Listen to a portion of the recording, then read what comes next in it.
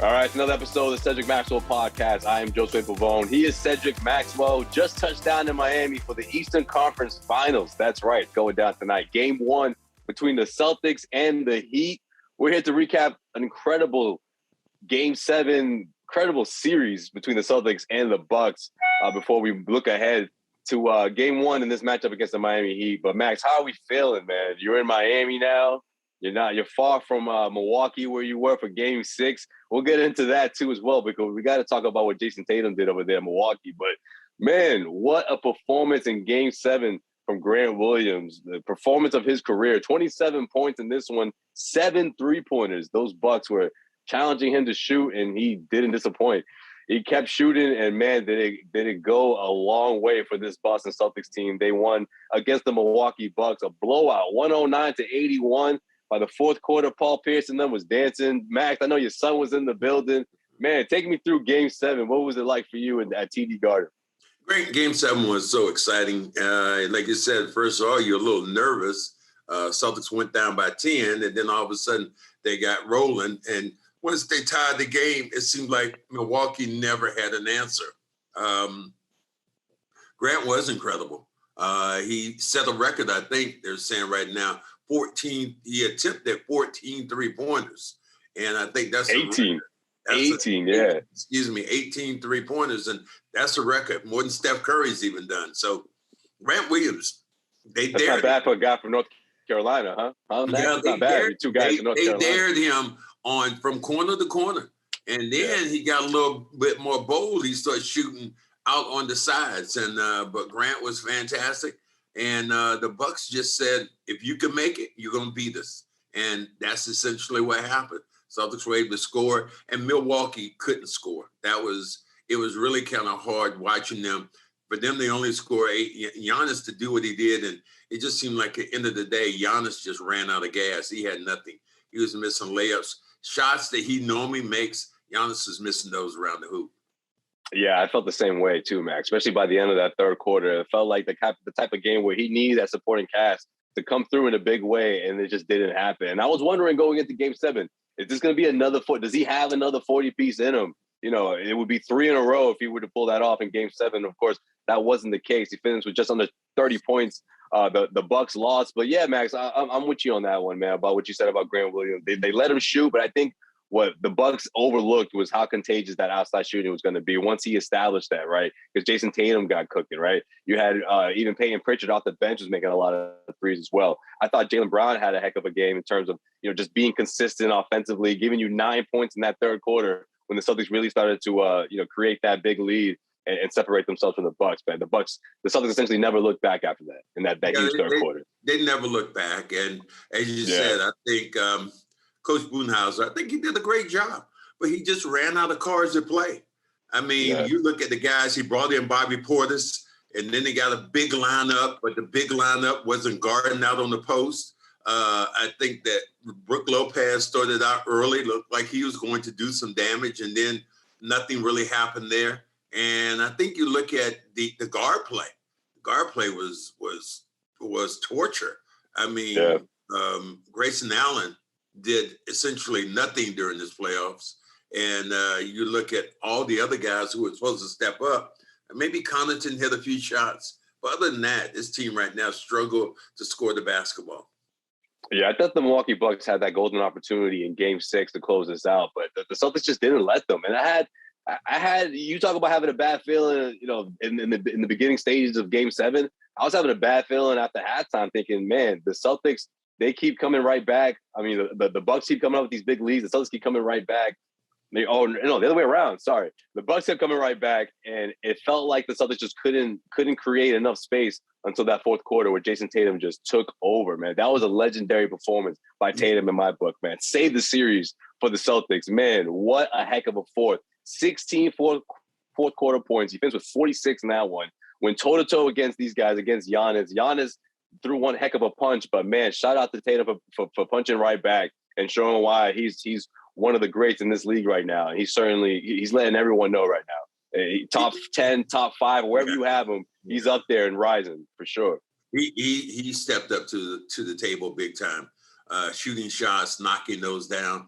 But I've said about Tatum, he doesn't have to have 40, but he has to have an imprint on a game.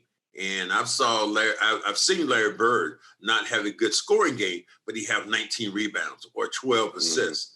That is what has to happen when you are not scoring the basketball.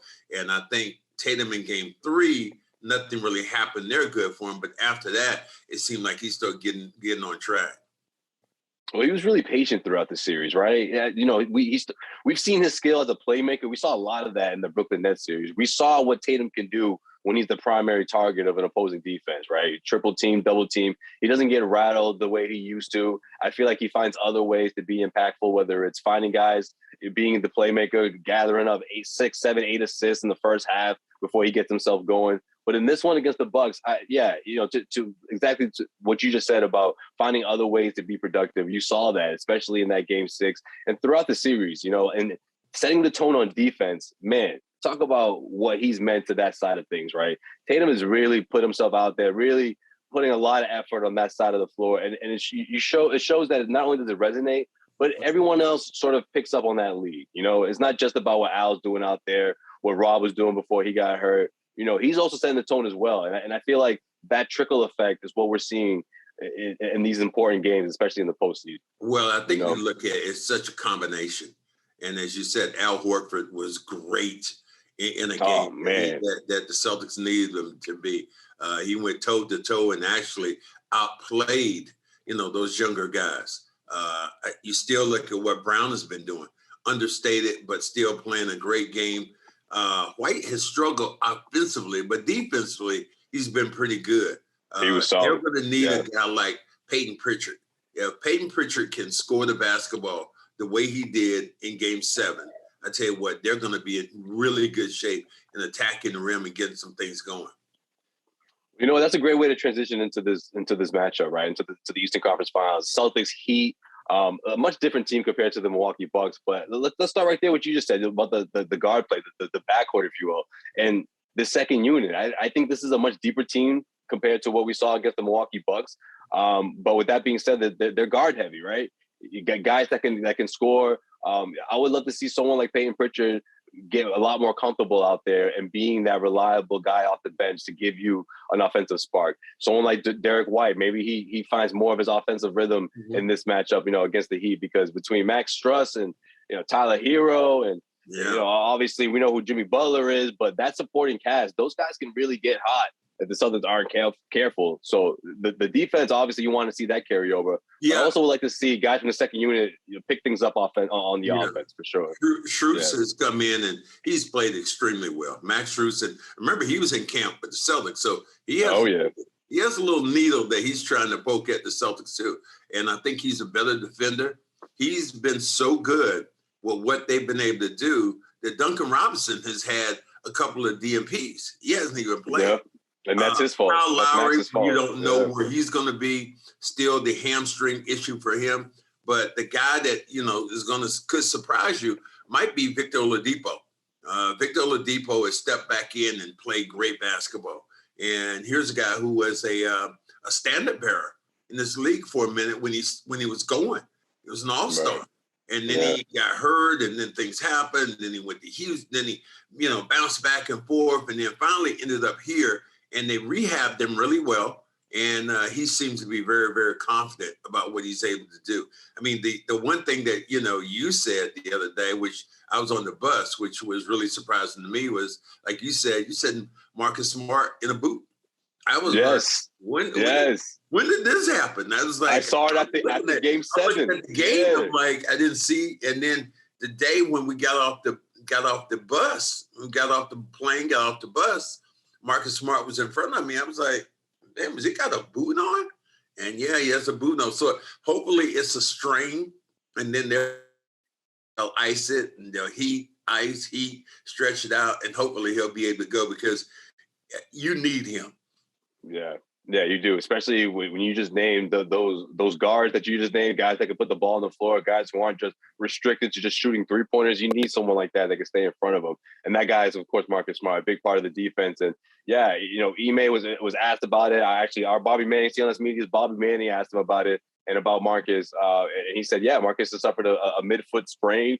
He's questionable for game one. He's not ruled out, but doing a little research on this type of injury, I mean, there's a good chance that he that 2 days, that 1 day off in between, or a couple of days between game 7 and game 1 may not be enough. So we might not see Marcus tonight. But the good news is that he did undergo an MRI, and the results are negative. So there's no structural damage there. That's always good news. But no one wants to hear Marcus Smart going through an MRI right before the Eastern Conference Finals. But that's just where we are, right? But yeah, man, I saw him wearing that boot, man. Yeah. I was like, I give him one of these, and Marcus was just like, we'll see what happens. This is obviously before the MRI. It's right after game 7. So luckily that news Monday morning was positive for Marcus, for sure. Well, yeah, him being controlling the initial point of attack, Celtics going to need everything they have to beat this Miami team here. And I think that what you're looking for, if you are the Celtics, you want to try to get a split down here. Miami's going to be the rest of the team. Obviously, you had a grueling 7-game series, but sometimes when you continue to play, you don't get rusty. You go right back into it. Your body's on automatic. So I think the Celtics will be fine coming in. Not a lot of rest, but, down here in Miami, they had about a 3.5-hour flight, because with the delayed in Hanscom, then it was pretty much 3 hours plus getting down here. So probably a total of about 4 hours actually from the time we left Hanscom to the time we landed here in Miami, getting to the hotel. So a long day for this Celtic team, and then to get up and then to go have to play tomorrow night. But at least it's at 8:30. It gives you a little bit of a chance to rest, and it should be really good. Yeah, for sure. I think it will be. The way these two teams match up, man, it's going to be a lot. And I just hope that physicality carries over from the Celtics, because what they've been doing on defense, they're going to need that against this Miami Heat team. This is a disciplined team. These guys can run. They've been through it. They can fight. They obviously went through the NBA Finals a couple of years ago, and here they are, Celtics and Heat, to top off this revenge tour, right, Max? The last time the Celtics were in the Eastern Conference Finals, it was against this Heat team that was led by Jimmy Butler. But what does Bam Adebayo play? What role does he play in all of this? Because let's face it, Max, he's not the same Bam we saw 2 years ago. At least he hasn't been playing like it. And, I think what he is now. It'll be interesting. Yeah, they changed their game. They will knock down a bunch of treys, and he is not a 3-point shooter. He's a guy who wants to attack the rim, and he will get offensive rebounds. So you've got to put a body on him. Daniel Tice, that was his nightmare. Bam just went through him during those times in the bubble. In the bubble. Yeah, that's right. Every time he got around Bam, it was a foul. So it'd be nice to have Al. I don't know where – I'm not sure right now how much you're going to get right now from Rob Williams. But he was on the sideline. He was jumping up and down for every jump. Yeah, he was hyped. So he was hyped about it. So I'm excited about the possibility of him maybe coming back and playing to get easier opportunities and to get some shot blockers around the rim. Yeah, I think the Celtics are doing the right thing, though, especially going into a game 7. It was great to hear the news of him being available, because it shows where he is in his progress. But that's a tough spot to put him in, right? Not playing for so many games in that series. Game 7, at TD Garden. And what would that say to someone like Grant Williams, right? You wanted to implement as much confidence as you could, which Ime did, by the way, right, in that first half, because he was being left wide open. It was too open for Grant. Yeah. He was a little uncomfortable with how open he was at the 3. I mean, he was hesitating. He was putting the ball on the floor, and Ime had to tell him, hey, let that thing fly. Keep shooting. I don't care how many it takes, but we trust you with that. Yeah. Look, Rob, I think in the later half of this series would be great to see, as he makes his way in terms of getting his stamina back. But for now, I'm with you, man. I think we don't see as much as him in these first 2 games in Miami. I don't think so. The guy who stocks saying is you look at the other Williams and you said, man, Grant his stock is going up, because in today's NBA, he plays a perfect complementary role. He passes the ball. He knocks down shots. He's effective on the defensive end. He can stretch you out, but he's intelligent enough to drive towards the rim, shooting about 85-90% from the free throw line, about 40% from each corner from the 3-point line. He's been fantastic when you watch what he's been able to do and his ability to knock down shots. So how you feeling this one, Max? Give me your prediction. Eastern Conference Finals prediction. This is the Final Four. Celtics are back in it. It's been 2 years, but these ain't the same pups we saw in the bubble a couple of years ago, right? So where do they stand in this series? I like them in the series. I like them in 5. I think if they can come out, it's going to be critical. First game of the of this series is going to be critical down here because you want to get Miami on his hunches, back on his heels. And the thing that Miami, they're front runners, man. When things are going well, when you get Hero, dribbling, high stepping, and Jimmy Butler, what he does, this team, you need to punch them in the mouth early. I'm with you, Max. I'm with you, and I'm with you in them splitting these first 2 games. I don't know if they can win both, but that physicality and being that aggressive on defense, I think that does carry over. And I see the Celtics stealing one. I do have the Celtics in 6, though. I think they wrapped this up at TD Garden in Game 6. I don't think they go back for Game 7, which would be on Sunday. It would be on the Sunday of Memorial Day weekend, Max. It would be nice. A great way for Celtics fans to spend this Sunday seeing the Celtics win a Game 7. But I don't think it goes that far. I don't. I think the Celtics wrap it up in 6. But this isn't going to be easy. I think a lot of these games are going to be down to the wire, and it's going to really push the Celtics to get a lot more comfortable in those those last couple of minutes of regulation, where I feel like that's when they have to really buckle down defensively and make those decisions that sometimes they're not always comfortable with, right? I feel like a lot of the times the Celtics, when they were gathering when they're stacking up those wins and when they were really in stride, they were beating teams by 4 to 6, 7 points, or even more than that. It was a blowout. So I want them to get a little much more comfortable when the game's tighter, when it's only 2 minutes left to play. Well, let me 2-point game. Let me ask I think that happens in this series more often. But let me ask you this, and I don't mean to, move on, but I'm gonna move on a little bit. What the hell happened down in Phoenix? No, we can go there. We can go there, Max, because I was dumbfounded, man. Coming back home, watching this thing, I'm like, is that score say what it really says? Oh, you gotta get on the score. Is that? Yeah, right. Yeah. That was me. It looks like is this Chris Paul's window just closed all of a sudden? Because I think this is his best shot this time, because you look at some of the teams who aren't going to be there. They won 60 plus games, and then all of a sudden they get to be at home for Game 7 and to be down by 40, 45 points. I've never seen anything like it before. I've never seen anything like it. That kind of pedigree, and essentially having their star players and nothing go right for them. It was just hard to watch. It was hard to watch, man. Unless you were down. It just looked like they got punked, Max. It looked like they just didn't have the effort, especially someone like Booker. I was shocked to see him. What do you have, like 5 points at halftime, and just really just going through the motions, but not fighting. I don't know. I was surprised by the lack of fight, and to see Chris Paul the way he was, man, like from the guy he was in the beginning of the series to who he is now, it's like it does. I guess it does drop off like that, but that happened quickly. It went like it just took a And somebody was telling me, said, well, Chris Paul got to be 37. It was like, boom. It's like exactly. He just went over the hill. He couldn't knock down jump shots. They pressured him. It was hard for him to get the ball up.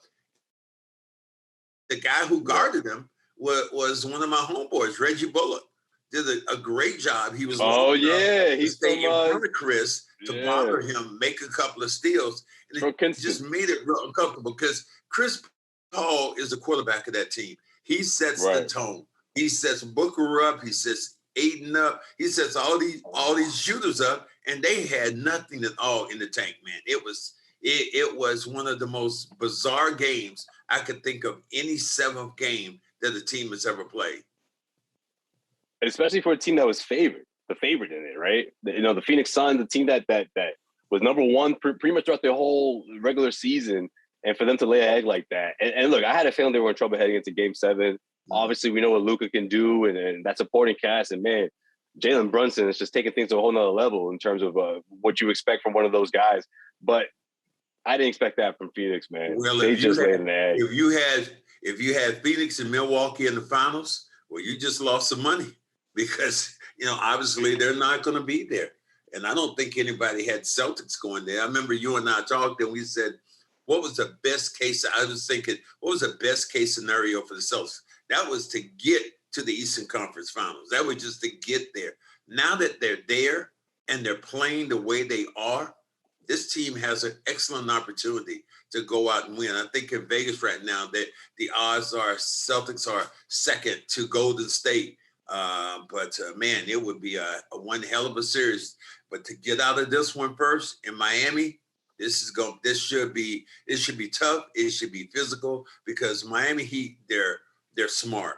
And one of the things I know that's going to happen right now is Tucker is going to be all up in Jaylen Brown. He is going Jaylen Brown and Tatum. He's going to be extremely physical, keep a body on them the whole time, not let them go anyplace. So there's some matchups that are going to be really good. I was so excited about the Marcus Smart, Jimmy Butler matchup. Now that Marcus's foot is, under the weather, I'm thinking like, oh, well, maybe not. But you're going to need Marcus in this series to win it. Yeah, if he doesn't play, it makes it extremely difficult for the Celtics right now to try to get the W. We'll be here to recap it all, of course, throughout the course of the Eastern Conference Finals. We'll be back with a brand new episode of Cedric Maxwell Podcast and plenty of fun other stuff we'll talk about on the show. Coming from Miami and throughout the course of this series, man, I can't wait. It's going to be one hell of a series between the Celtics and the Miami Heat. You already know, guys. Subscribe, Cedric Maxwell Podcast, wherever you listen to podcasts. And, of course, check us out on CLNSmedia.com and follow the CLNS Media YouTube page if you haven't already. We'll see you guys next week.